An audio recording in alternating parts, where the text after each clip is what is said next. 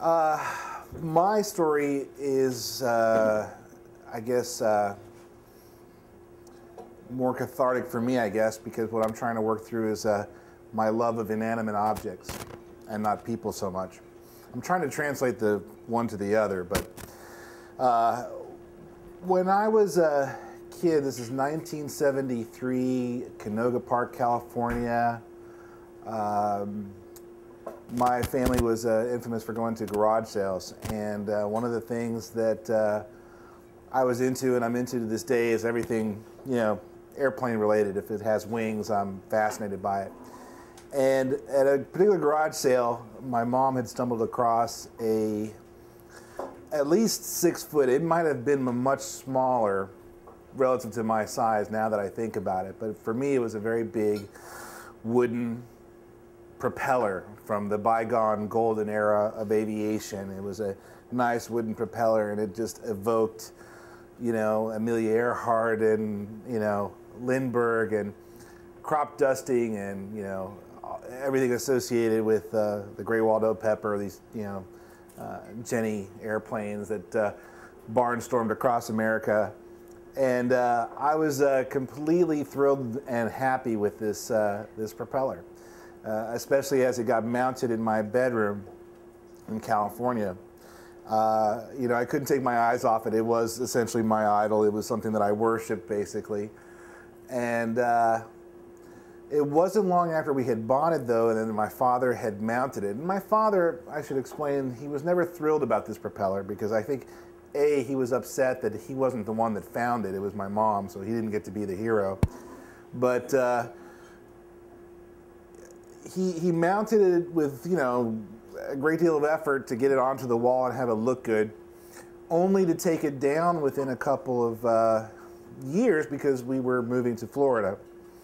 And it got packed up with all our stuff, and I remember flying from Los Angeles to Orlando and, you know, having a great deal of concern for that propeller to make sure that it followed us over here, you know, with the movers, would they lose it, all this good stuff. It was my anxiety as a 7-year-old.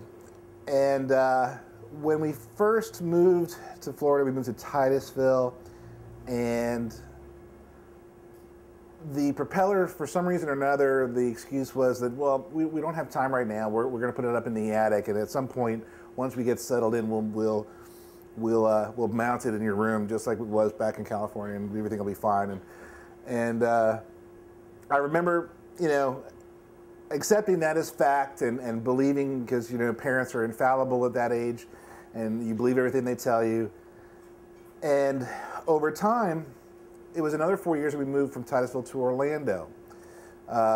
And the propeller had never got mounted. There was always a reason, there was always an excuse, there was always something that prevented it from getting mounted in my bedroom. And when we moved to Orlando, at this point now I'm practically a budding teenager with the hormones to go with it. And I found out at that point when I said, well, I guess we'll just grab the propeller that's up in the attic and just mount it in the bedroom in Florida. And my father just almost casually said, oh, I threw that out years ago. And the shock and the what do they call it? The sea change, the parameter, the paradigm shift, or whatever you want to call it. What the moment in time when one can look when the relationship with your parents is never going to be the same again.